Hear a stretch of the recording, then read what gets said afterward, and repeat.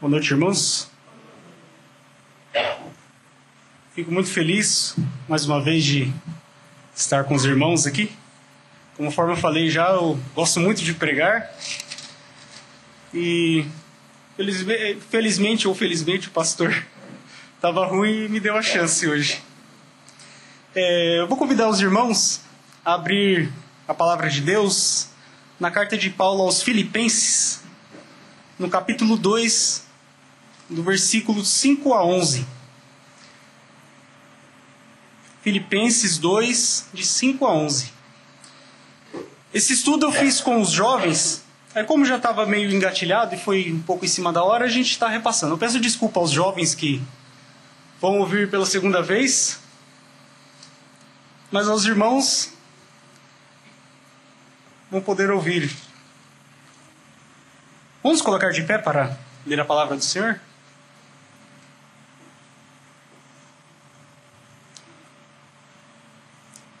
De sorte que haja em vós o mesmo sentimento que houve também em Cristo Jesus, que sendo em forma de Deus, não teve por usurpação ser igual a Deus, mas fez a si mesmo de nenhuma reputação, tomando a forma de servo, fazendo-se semelhante aos homens, e achado na forma de homem, humilhou-se a si mesmo, sendo obediente até a morte, e morte de cruz. Por isso também Deus o exaltou soberanamente, e lhe deu um nome que é sobre todo o nome, para que ao nome de Jesus se dobre todo o joelho dos céus, dos que estão nos céus e na terra e debaixo da terra, e toda língua confesse que Jesus Cristo é o Senhor, para a glória de Deus Pai. Amém? Amém. Vamos orar.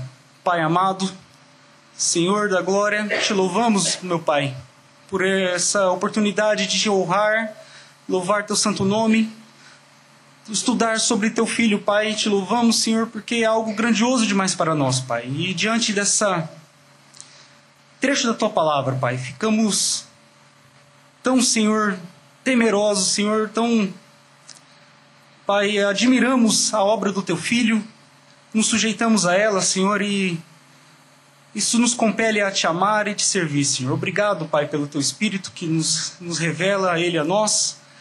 E te pedimos, Pai, que o teu Espírito nos auxilie agora a entender da tua palavra, entender dos teus ensinamentos aqui, Senhor, e que cada irmão, cada pessoa aqui, Senhor, seja compelida a te amar, a te servir, cada vez com mais fidelidade, com mais força, Pai, e louvar e honrar o teu Filho com todo o coração, Senhor. É em nome de Jesus que eu oro. Amém. Amém.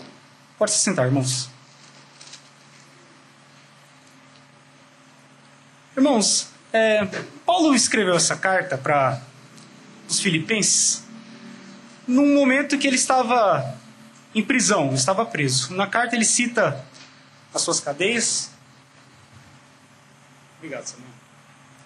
Na carta ele cita as suas cadeias, que ele estava preso, e ele escreve a carta num momento muito bom. Se os irmãos repararem, quem já leu a carta ou quem vai ler depois, ele escreve a carta um tom bastante de satisfação, de alegria. A palavra alegria ou referências à alegria é bem constante na carta. Ele tinha recebido uma oferta dos irmãos, ele estava preso, conforme eu disse, em Roma, então a carta foi escrita por volta do ano 62, o que podemos entender. E então a carta tem esse tom sereno e amigável. Tem algumas broncas sim, Paulo não perde a vez, né? Sempre tem alguns puxões de orelha. Mas, num modo geral, essa carta aqui ela foi escrita num tom bem sereno. E que de cara já salta alguma coisa aos nossos olhos, né? Que não existe igreja perfeita. Que apesar dessa igreja aqui receber tantos elogios do apóstolo, ajudá-lo e cooperar com ele, ainda assim existe algum puxãozinho de orelha a ser dado. Que isso sirva para nós também já de pronto a entender que nunca encontraremos aqui nenhuma igreja que não encontraremos mácula nenhuma, nem defeito, né? Orgulho, algum grau de carnalidade, às vezes, invejas ou coisas assim, infelizmente acabam acontecendo em nosso meio. E se o irmão ou irmã se vê diante disso e fica pesaroso ou desanimado, não é necessário, não pode ser assim, porque é normal que isso aconteça em nosso meio. Lutamos para que cada vez aconteça menos e cresçamos no Senhor, mas acontece. Mas a igreja de Filipos aqui, o puxão de orelha do apóstolo Paulo, o principal é por um motivo. E esse motivo é o orgulho. Existia o problema de falsos mestres. No capítulo 3, o versículo 2, se os irmãos verem, ele fala: guardai-vos dos cães, guardai-vos dos maus obreiros, guardai-vos da cortadura, que é a circuncisão falsa, os judaizantes. Existia esse problema sim, mas o que permeia toda a sua carta é o orgulho. E por que o orgulho? A igreja de Filipos, os filipenses em si, a cidade de Filipos, era uma cidade que tinha o orgulho como algo intrínseco deles, algo nato da cultura. Por quê? Eles eram gregos. Filipos ele fica no norte da Grécia, na Macedônia. E eles ficam num lugar muito especial da Grécia, que é a Via Egnácia. A Via Egnácia é uma estrada que fazia parte do Império Romano e que dava o principal acesso para o lado leste do Império. E por isso, pela importância da cidade e estar à beira dessa estrada, eles não eram só gregos. Eles receberam o título de cidadãos romanos. Eles, mesmo sendo colônia dos romanos, mesmo sendo dominados pelo Império Romano, eles tinham um status de romanos. Ou seja, quem nascia em Filipos, um filipense, ele era um cidadão romano. E com isso, ele tinha também todos os benefícios e privilégios de um cidadão romano. E diz alguns historiadores que essas pessoas, até alguns, se vestiam como romanos, falavam latim. Então, ou seja, ele tinha algo como: hoje somos romanos, né? Somos cidadãos romanos. E dentro da igreja, de algum modo que às vezes a gente não consegue ver, isso é levado para dentro. Os irmãos têm isso na cultura e traz, assim como temos algumas coisas pecaminosas na nossa cultura, e tendemos a trazê-las para a igreja e contaminar a igreja, né? E Paulo, então aqui nessa carta, ele pega pesado contra o orgulho. E essa passagem que estamos vendo aqui, irmãos, ela é contra o orgulho. Eu quero que os irmãos notem como começa a passagem. De sorte que haja em vós o mesmo sentimento que houve em Cristo Jesus. Ele já começa falando aqui: olha, vocês têm que se comportarem como Jesus, tem que sentir o que Jesus sentiu. Do jeito que Jesus se esvaziou, se humilhou. É assim que vocês devem portar-se. Olha o versículo 2 e o versículo 3 do mesmo capítulo. Completai o meu gozo, para que sintais o mesmo. Olha aqui, faltava unidade na igreja. O orgulho gerava isso, falta de unidade. Brigas, discórdias. Completai o meu gozo para que sintais o mesmo, tendo o mesmo amor, o mesmo ânimo, sentindo a mesma coisa. Nada façais por contenda ou por vanglória, ou por vanglória, mas por humildade. Cada um considera os outros superiores a si mesmos. No 1:27 também, olha só, irmãos, como isso permeia a carta aqui. Somente deveis portai-vos dignamente conforme o evangelho de Cristo, para quer vá e vos veja, quer esteja ausente, ouça cerca de vós que estáis no mesmo espírito, combatendo juntamente com o mesmo ânimo pela fé do evangelho. E essa demonstração de Paulo permeia toda a carta. É na carta de Filipenses também que temos alusão a Evódia e Sintique, né? Que é conhecidas já, que eram duas irmãs que não se davam bem. Elas brigavam. Olha o capítulo 4, versículo 2. Rogo a Evódia e rogo a Sintique que sintam o mesmo no Senhor. Algumas traduções às vezes levam melhor um pouco aqui, mas o sentido é esse. Elas não se batiam, brigavam, não concordavam, não se falavam, eu não sei qual era o problema. Talvez alguma não gostasse do penteado da outra, né?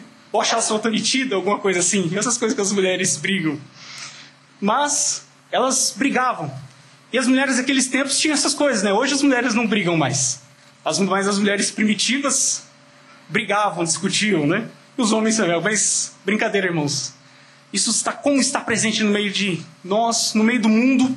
E acaba vindo para o nosso meio também. Irmãos, irmãs, que acabam se desentendendo, que acabam falando o que não deviam para outros, que acabam se expressando mal às vezes também. e naturalmente levamos para nós, pelo nosso orgulho, não relevamos isso e não deixamos isso para lá, não é mesmo? Mas eu quero que os irmãos notem uma coisa bem interessante aqui. O modo que Paulo lida com esse problema. Ele usa a teologia. O texto com a teologia mais profunda da carta. Talvez o texto da Bíblia com a cristologia, que é o estudo de Deus, homem e de Jesus. Mais profunda da Bíblia, a cristologia mais profunda. Ele usa para isso para quê? Para fazer algum insight teológico, mostrar como ele é conhecedor, ou para debater algo acadêmico. Ele não usa para isso. Nem para falar de alguma teoria que ele tinha, nem para fazer debates teológicos, nada disso.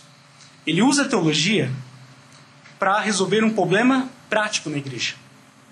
Ele usa a teologia para resolver algo funcional, algo prático, do dia a dia. E isso aqui, irmãos, deve saltar nossos olhos, deve nos chamar a atenção aqui. Porque tem muitas pessoas que não valorizam a teologia. Elas levam a teologia e pensam que a teologia é algo superficial, que deve ser discutido só entre pastores, entre alguém que estuda. Não. A Igreja Batista ela tem essa... reforça o estudo da teologia por esse motivo. Por quê?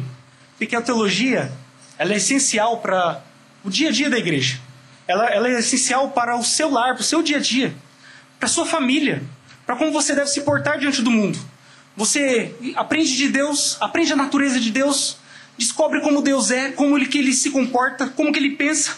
Isso produz um efeito em você. Isso vai te levar a temer a Deus, a amar a Deus, a honrá-lo, a ser piedoso, a amar sua esposa, a amar a igreja de Deus, a não se desviar, a tudo, a ter esperança, a suportar os problemas do dia a dia, tudo. Isso muda tudo. E por isso, irmãos, nós devemos valorizar o estudo da palavra de Deus, o estudo da teologia, que às vezes acaba sendo algo mais sistematizado, né, mais organizado do que está na Bíblia, como algo de profunda, que a gente deve dar nosso coração para aprender. Uma pessoa, uma igreja que não entende de teologia, que não valoriza, é igual um engenheiro que não sabe fazer cálculos. E ele resolve os problemas dele do dia a dia, dimensiona as estruturas, os traços, o que ele for usar lá no olho, de cabeça. Ele bate o olho e fala, não, isso aqui é tal. Irmãos, o que a gente pode esperar da obra desse engenheiro? O que ele vai fazer? Ruína, não é? Ou superdimensiona, né? Ele gasta 3 vezes mais do que precisaria gastar. Assim é na igreja também. Sem teologia, você pode relevar um pecado, deixar de lado, e aquilo acabar com a igreja, destruir a união da igreja. Ou pelo contrário, você pode pôr muito peso em algo que não é tão pesado assim. Mas o que vemos, irmãos, é que tem muitos pastores hoje que falam assim, eu sou pastor, eu não sou teólogo. Que tolice é essa? Que tolice é essa? Porque vemos aqui, irmão, um texto esse, tão básico das Escrituras, que aparece tantas vezes isso, que Paulo, para resolver algo prático, brigas, intrigas, contendas, divisões, coisas que aconteciam na igreja, ele usa a teologia, ele usa a cristologia, não para debater, conforme eu disse, não para formular teorias ou demonstrar conhecimento, para se orgulhar, não, para promover a unidade, a humildade, resolver as intrigas que haviam ali. Pois bem, e quando Paulo mostra esse texto e discorre esse texto, ele deixa ressaltar para nós 3 verdades sobre a obediência de Jesus. 3 verdades sobre a obediência do nosso rei. E a primeira verdade que eu quero ressaltar para os irmãos está do versículo 5 a 6.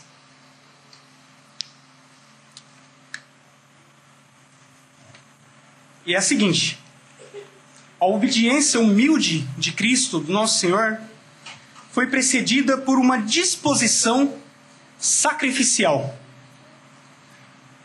A obediência de Cristo foi precedida por uma disposição sacrificial. Vamos ver isso na passagem aqui. No versículo 5. De sorte que haja em vós o mesmo sentimento que houve também em Cristo Jesus.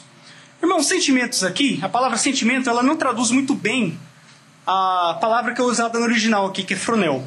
Sentimento para nós parece algo de ficar sentindo algo, ou de emoção, ou de romântico às vezes, né? Mas não. Sentimento aqui é a ideia de disposição mental, de pensamento. É isso que Paulo está dizendo aqui, ó. De sorte que haja em vós a mesma disposição mental que houve em Cristo Jesus. Como assim? Que antes de Cristo obedecer, antes de ele cumprir a sua obediência aqui, vindo para o mundo, se encarnando, houve nele uma disposição mental favorável a obedecer. A gente sabe que nem toda obediência é acompanhada de uma disposição mental favorável. Por exemplo, nós temos filhos. E a gente manda o filho fazer algo, ele faz de má vontade às vezes. E isso deixa a gente mais nervoso do que agrada, né? Porque ele não tem uma disposição mental favorável para fazer. Ele está fazendo contra a vontade. Ele está fazendo algo que ele não queria fazer. Ele está indo forçado. Isso mais nos irrita do que nos agrada. E apesar de que essa obediência tem lá a sua vantagem ou sua função, ela é uma obediência que ofende. Ela nos ofende, nos irrita. E faz às vezes nós falamos, não, deixa isso quieto, eu vou fazer, eu faço isso aí, deixa pra lá. Né? A gente tende a tomar essa posição, de tão desgosto que temos. Mas com Jesus não foi assim. Ele teve uma disposição mental favorável a obedecer. Ele estava predisposto a obedecer, a servir. E olha, continua no versículo 6. Que sendo em forma de Deus, irmãos, notem bem, Deus não tem forma. Deus é espírito. Como Jesus tinha a forma de Deus? A palavra que forma, que é morfé no original, ela tem um sentido não de forma física, aparência física, mas um sentido de natureza, de posição. O que ele está dizendo aqui é o seguinte, que Jesus, ele tinha a posição, ele tinha a natureza de Deus, a mesma natureza. É um tapa na cara daqueles que não creem que Jesus é Deus, né? Aqui ele está falando, ele era Deus. Ele era a mesma essência de Deus. Essa mesma palavra, se irmãos notarem, no versículo 7, na metade do versículo 7 ele diz, tomando a forma de servo, é a mesma palavra, ou seja, ele tomou a natureza de um servo, de um escravo, a posição de um servo, de um escravo, é a mesma palavra. Mas o que tinha na mente de Jesus, essa disposição que o levou a obedecer, que o conduziu à obediência, essa disposição mental favorável. Olha o versículo 6 na continuação. Ele não teve por usurpação ser igual a Deus. A tradução não deixa muito claro, né? Mas assim, o sentido aqui é o seguinte. Ele não julgou que o fato dele ser igual a Deus é algo que ele devia se apegar para o seu próprio benefício. Ele não levou em conta os seus direitos, os seus benefícios que ele tinha ali. O seu contato olho no olho com o Pai, a sua proximidade, a sua glória. Ele não levou isso em conta. Pelo contrário, ele desfez dessas coisas. Ele não se apegou à sua posição divina, de Deus, em seu próprio benefício. Pelo contrário, ele se esvaziou, né, conforme a gente vai ver aqui depois. Ele deixou isso de lado. Ele se humilhou. Essa foi a disposição mental que Nosso Senhor teve. Olha como isso se aplica na igreja. Se os irmãos verem o versículo anterior, o 4 aí. Como que isso aqui faz parte na igreja. Não atente cada um para o que é propriamente seu, mas cada qual também para o que é dos outros. É isso que leva à obediência, irmãos. Essa disposição mental favorável. E na igreja também é assim. Na igreja também deve ser assim. A gente não deve se apegar nos nossos próprios benefícios. Todos nós temos benefícios. Nós temos nosso tempo, nós temos nosso dinheiro, nós temos nosso orgulho nato que nós temos de relação de que nos sentimos pessoas ou importantes. Todos nós temos isso. E é natural que tenhamos. Mas, conforme Jesus fez, não devemos se apegar a essas coisas. Não devemos considerar isso como algo que nós devemos se agarrar. Assim como Jesus não teve também isso. Não levou isso em conta. E o fato de nós não nos apegarmos aos nossos privilégios é o que nos leva à obediência. Não existe obediência que agrada a Deus se você não tiver uma disposição mental favorável a obedecer. Se você não obedece de boa vontade. se você obedece debaixo de porrete, ou debaixo de pressão, isso não agrada a Deus, assim como não agrada a nossos pais quando obedecíamos assim. Olha o exemplo de Timóteo, como que ele usou isso aqui no capítulo 2 mesmo. Olha o versículo 19 a 21. Espero no Senhor Jesus, que em breve vos mandarei Timóteo, para que também eu esteja de bom ânimo sabendo dos vossos negócios. Porque a ninguém tenho de igual sentimento, que sinceramente cuide do vosso estado. Timóteo, Paulo tinha confiança nele, de que ele ia mandar Timóteo lá, e Timóteo ia pôr os irmãos acima dele próprio. Ele ia servir aos irmãos ali, tratar os problemas dos irmãos, acima da própria vontade dele, acima do que ele achava. Olha como o contraste que tem com o versículo 21. Porque todos buscam, ou seja, os falsos, aqueles que não viviam dessa forma, todos buscam o que é seu e não o que é de Cristo Jesus. Timóteo aqui teve uma posição diferente. Ele não buscou o que era seu, ele buscou o que era dos outros, o que era de Cristo Jesus. E conforme eu disse, irmãos, essa disposição mental, ela antecede a obediência. E essa foi a atitude do nosso Senhor. A atitude do Senhor que nós temos que agarrar para nós, que nós temos que imitar. Ele não se apegou aos seus privilégios, à sua glória, à sua grandeza, ao desfrute da sua glória. Ele não se apegou a isso. E da mesma forma, meus irmãos, nós também nos devemos. Nosso Senhor se esvaziou. E Ele veio para esse mundo. E nem aqui, nem nesse mundo, Ele usou do seu poder a benefício próprio. Se os irmãos lembrarem, quando Ele foi para o deserto ser tentado, Ele ficou 40 dias e 40 noites no deserto. E aí vem o versículo mais óbvio da Bíblia. Ele teve fome. Né? Claro, 40 dias no deserto sem comer, né? É óbvio que teria fome. Mas o diabo chega e o tenta. E o que ele diz para ele? Por que você não transforma essas pedras em pães? Você é Deus. Você é poderoso, você fez tudo. Você está com fome. Qual o problema de você transformar essas pedras? E Jesus o repreende. E ele não usou o poder dele em benefício próprio dele. Mas se os irmãos notarem, quando ele multiplicou os pães, que ele viu a multidão e teve compaixão da multidão, ele usou o poder em benefício dos outros, não em benefício próprio. E o seu ministério na terra foi repleto disso. Em nada ele agiu em benefício próprio. Sua humildade, o seu posicionamento de servo foi o extremo. E é como nós devemos ser também, meus amados. O Senhor ordena que nós cuidemos uns dos outros, que nós amemos uns aos outros, que nós abrimos mão dos nossos privilégios, do nosso orgulho, de tudo que podemos fazer em benefício do irmão, que coloque o que o irmão necessita acima do que nós necessitamos. A Bíblia ordena isso de capa a capa. O Novo Testamento de capa a capa. E temos que abrir mão do nosso tempo para visitar o irmão que está necessitado, que está abatido, que está sem vir à igreja, que está fraco, seja lá qual for o motivo. Congregar, se dispor do nosso tempo para vir aqui congregar, para estar entre os irmãos, e não somente aqui. A irmandade não se resume ao menos só ao modo formal de viver da igreja aqui, ao culto formal, não. Ele se resume também ao dia a dia, a viver em unidade com os irmãos, como uma família. Não só em festas também, mas em tudo que os irmãos necessitam, as necessidades que os irmãos têm.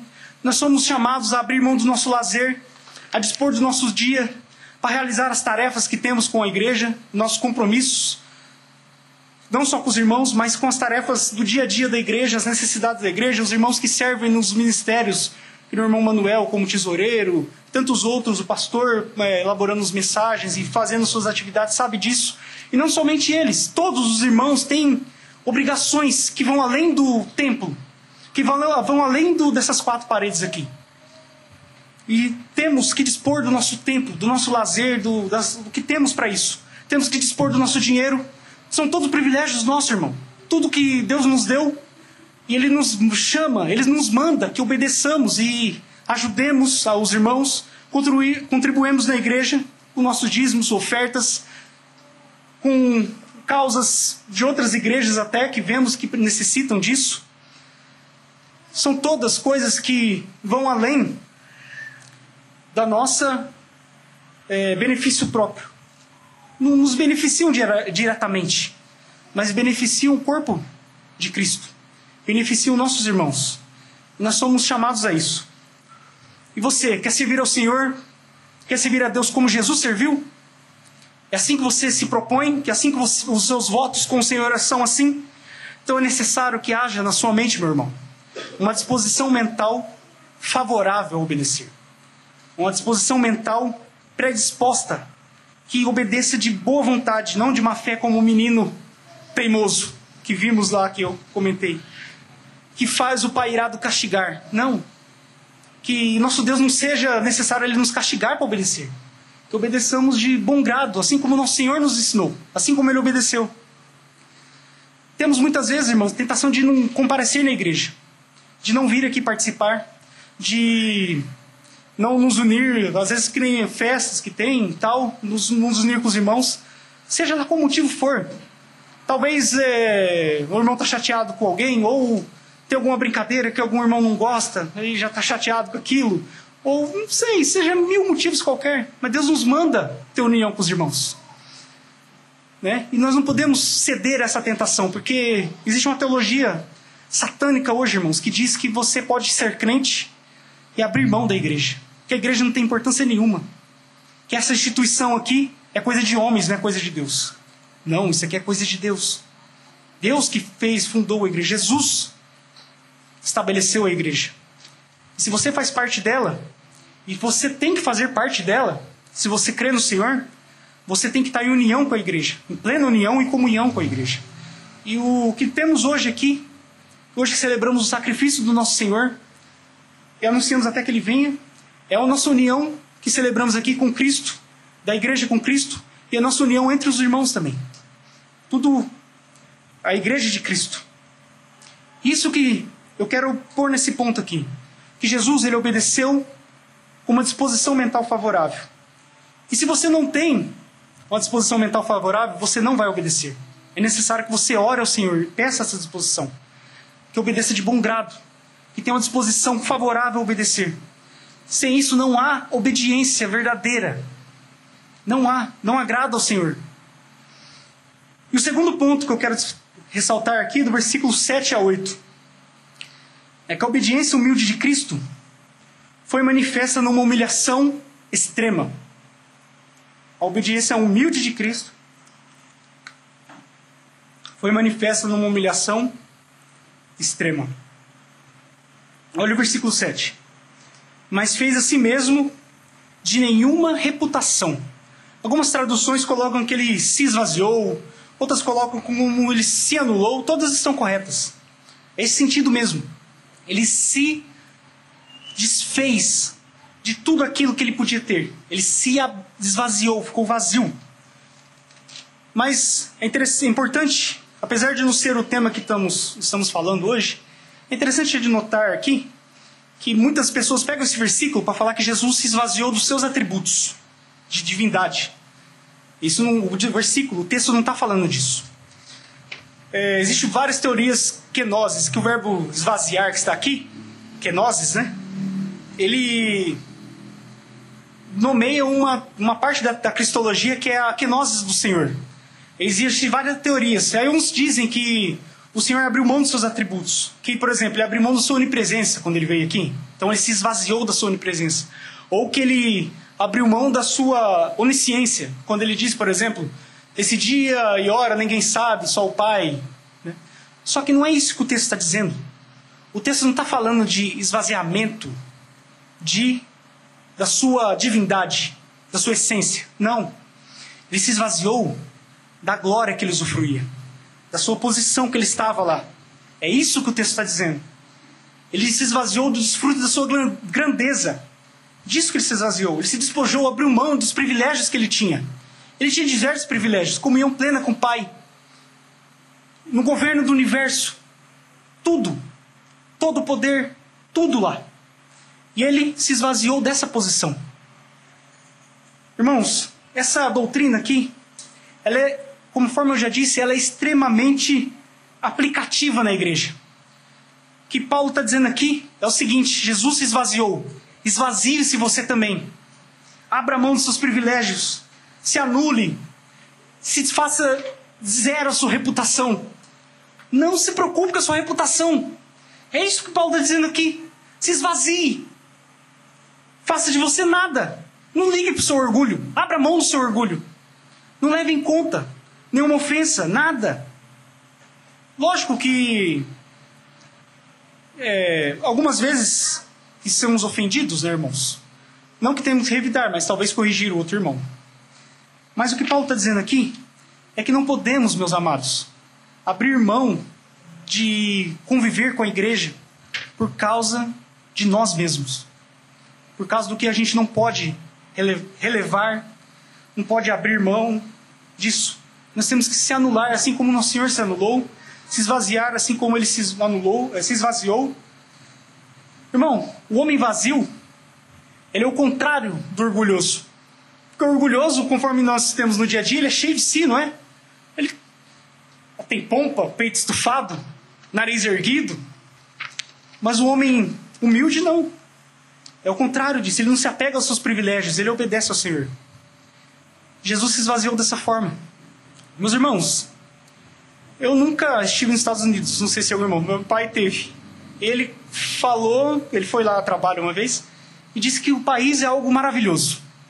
Não tem sujeira na rua, não tem cachorro vadio na rua. Mato, bagunça, tudo é bonitinho, as calçadas limpas, casas tudo organizado, tudo funciona. É algo bom. Um paraíso, assim, né?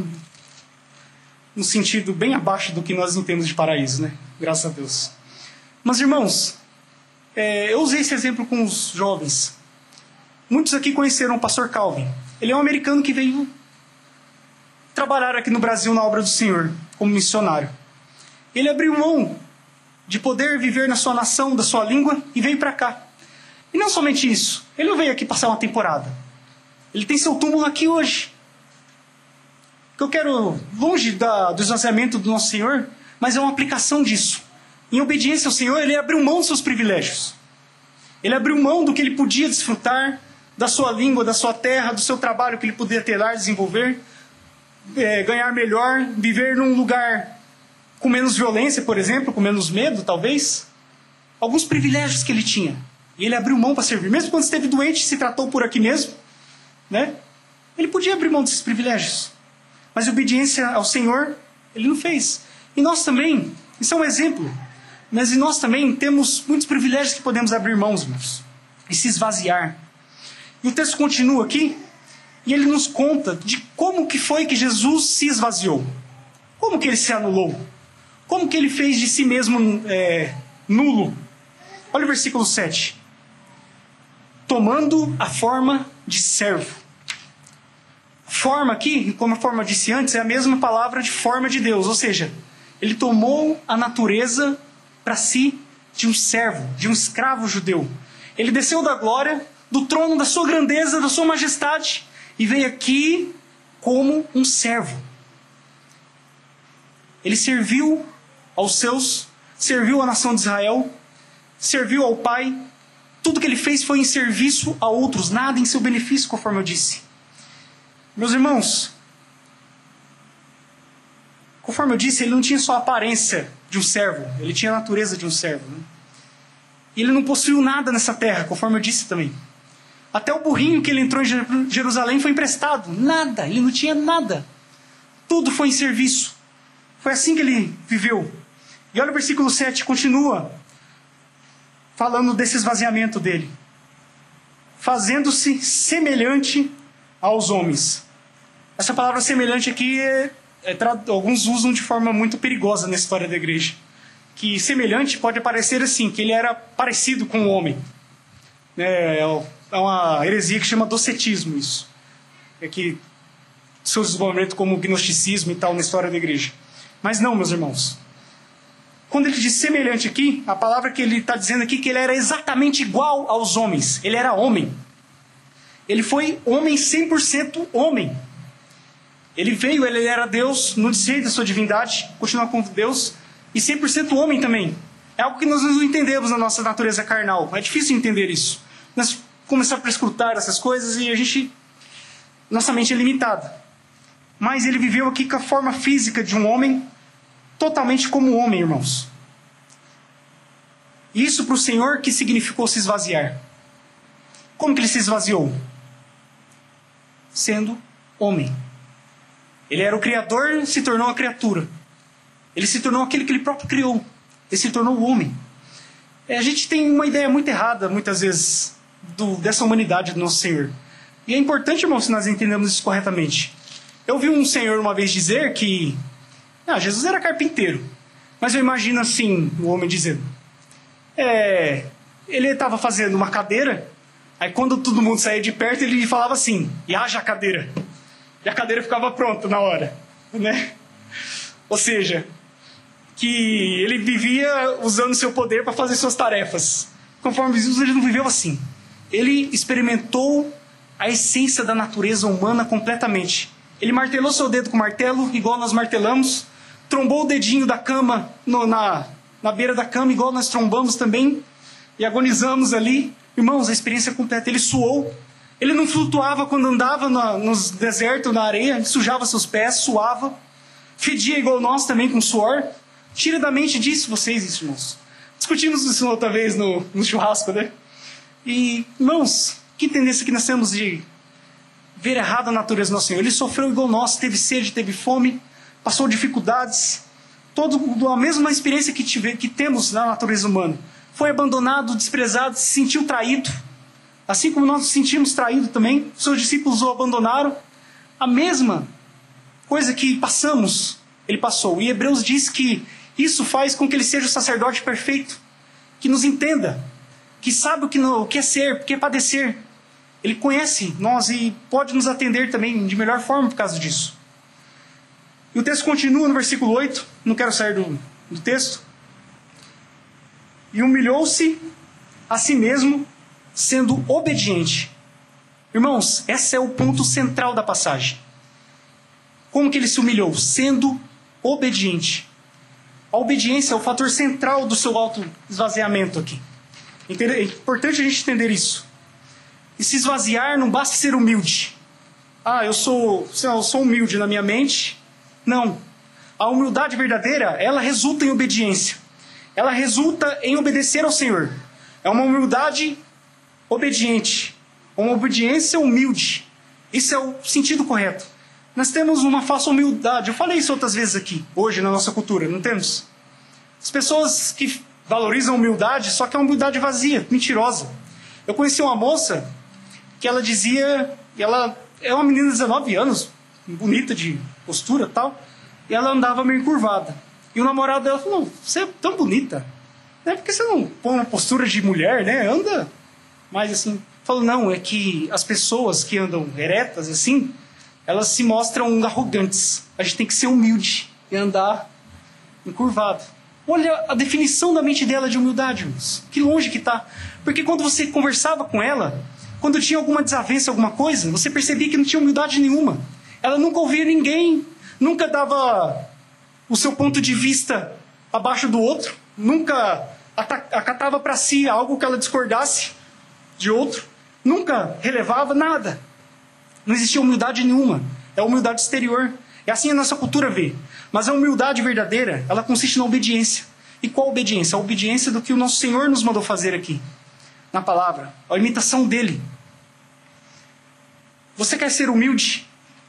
Humilde como o nosso Senhor foi? É necessário ser obediente, irmão. A verdadeira humildade está na obediência da palavra de Deus de modo completo. Essas coisas são inseparáveis. E o texto continua aqui. E nós vemos aqui, irmão, nesse texto, uma escada. Uma escada do esvaziamento e da humilhação do nosso Senhor. E é uma escada que desce. Ele diz aqui no versículo 8 que ele se humilhou-se. Como ele se humilhou? No versículo 7 a gente viu. Ele na forma de servo e forma de homem. E ele continuou. Ele foi obediente até a morte. Ou seja, ele desceu um pouquinho mais na sua humilhação. E morte de cruz. Aí ele desceu mais ainda. Ele desceu ao extremo da humilhação. Aonde máximo que se pode chegar da humilhação. Não existe morte mais humilhante que essa. Eu nunca ouvi falar de morte mais humilhante que essa. Meus irmãos, eu estive pregando em Mateus aqui há um tempo atrás. E é interessante você observar, se os irmãos notarem, quando você lê os evangelhos, como os evangelistas, eles são lacônicos, eles deixam é assim meio embaçado essa parte da crucificação. Preste atenção. Eles começam a falar das coisas que aconteceu, quando Jesus foi interrogado e tal. Aí eles dizem assim, ele foi crucificaram. Aí eles começam a descrever as coisas que estavam ao redor e tal. E eles não descrevem os detalhes da crucificação. Por quê? Meus irmãos, a morte por cruz, a crucificação, era algo tão horrendo, tão humilhante e degradante, que as pessoas tinham vergonha de falar. Uma família que tinha uma pessoa crucificada, ela não falava disso. Se alguém perguntasse como ele morreu, ele foi executado pelos romanos e morreu e tal, mas não falavam que ele foi crucificado. Eu poderia descrever algumas coisas aqui para os irmãos, mas é algo que é complicado, é feio de escrever. Se os irmãos tiverem curiosidade, os irmãos podem, quando chegarem em casa, pesquisar na internet e tal. Quais são os detalhes da crucificação? Como que era a execução por crucificação? É horrível. É degradante. E essa foi a morte que Nosso Senhor veio aqui. Essa foi a morte que Ele veio aqui enfrentar. Irmãos, Ele saiu da exaltação máxima, a honra máxima que existe, e desceu para a humilhação máxima que tem. Ele saiu da exaltação máxima que ninguém nunca vai ter, e desceu para a humilhação máxima que ninguém nunca enfrentará aqui mais. Essa é a morte que Nosso Senhor teve. Essa foi o seu esvaziamento. Essa foi a obra que Ele fez para nós.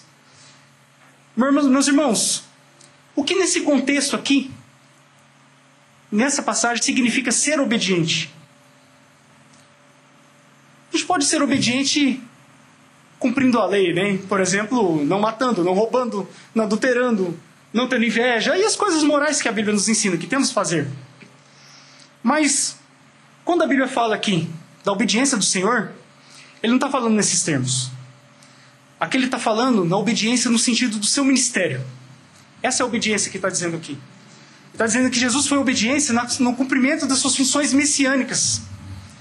E que entre as suas tarefas como Messias, estava em morrer por nós como sacrifício pelos pecados.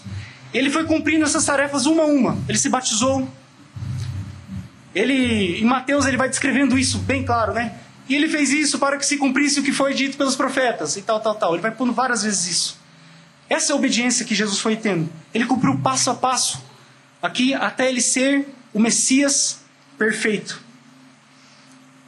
O exemplo de Filipenses 2,30, ele fala que Timóteo fez isso também. Olha só. Porque pela obra de Cristo chegou até bem próximo da morte, não fazendo caso da vida para suprir para comigo a falta do vosso serviço. Ou seja, ele está dizendo aqui que Timóteo, em obediência ao Senhor, no desempenho do seu ministério, ele se propôs quase morreu. E no cumprimento do seu ministério, nas suas funções ministeriais, ele foi obediente quase à beira da morte. Meus irmãos, nós também temos funções ministeriais. Nós também temos obediências que têm que ser realizadas que vão muito além da obediência do aspecto moral, do aspecto de não fazer certas coisas. Como eu disse já, de vir à igreja, de visitar os irmãos, os pastores, líderes, diáconos, têm outras coisas que são mais intrínsecas aos seus ministérios, mas nós também temos, irmãos, ordens que temos que obedecer, como evangelizar, como ser pais, mães, esposos, esposas, o batismo, cumpriremos uma hoje, a ceia, em obediência ao nosso Senhor. Essas coisas que Paulo está dizendo aqui, da obediência do nosso Senhor, que ele teve, a obediência do seu ministério, e todos nós como os crentes temos um ministério também. E essa foi a obediência que nos é chamado a obedecer aqui. E por último, já finalizando, eu creio que nosso tempo já está se indo já, né? A obediência humilde de Cristo foi galardoada com exaltação. Meus irmãos, olha o versículo 9. Por isso também, Deus o exaltou soberanamente e lhe deu um nome que é sobre todo nome. Há quem diga que essa trajetória do nosso Senhor é uma trajetória em V, né? Por quê? Ele desce lá de cima ao pior que tem e sobe ao mais exaltação, a maior exaltação de novo. E essa também, irmãos, é a trajetória da igreja de Cristo. É a mesma trajetória. Nosso Senhor, Ele foi da manjedoura para a cruz e da cruz para a coroa. E nós também é a mesma disposição. Nós também fomos chamados, nascemos no Senhor, chamados a sofrer nesse mundo, a negar o mundo, a amar nosso Senhor, a obedecer a Ele, a servi-lo. Mas o que nos aguarda, irmão, apesar de toda o desprezo do mundo, de todos os desgostos desse mundo, de toda a nossa auto-humilhação que fazemos por amor ao Senhor, nesse mundo é a coroa de glória, assim como o nosso Senhor teve. E o nosso Senhor, Ele foi galardoado com exaltação. E assim também, meus irmãos, Ele vai galardoar, Ele vai exaltar o seu servo obediente. Meus irmãos, todos os que creem serão salvos. Amém? Amém. Mas Deus, Ele diz que Ele vai exaltar mais aquele servo humilde que o serve no seu ministério fielmente, aquele servo que é desprendido, que é humilde, que o serve em todas as coisas, do mesmo modo que Jesus serviu, né? No modo predisposto. Deus vai galardoar essas coisas, vai exaltar. E temos que ter em mente isso. E o versículo 9, olha o que ele diz ainda. Ele deu um nome que é sobre todo o nome.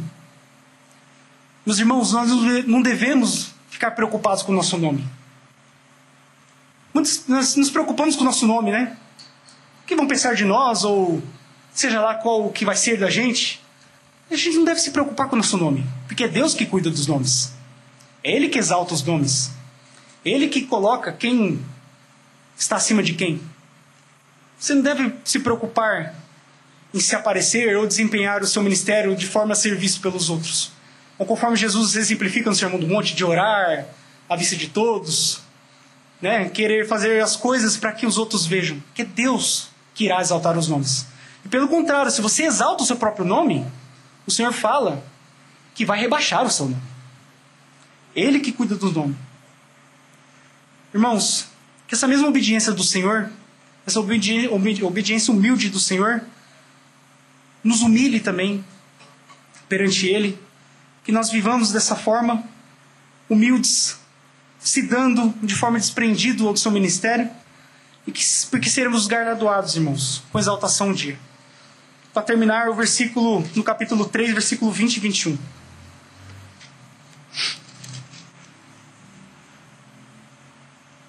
Mas a nossa cidade está nos céus, de onde também esperamos o Salvador, o Senhor Jesus Cristo, que transformará o nosso corpo abatido para ser conforme o seu glorioso corpo glorioso, segundo o seu eficaz poder de sujeitar também a si todas as coisas.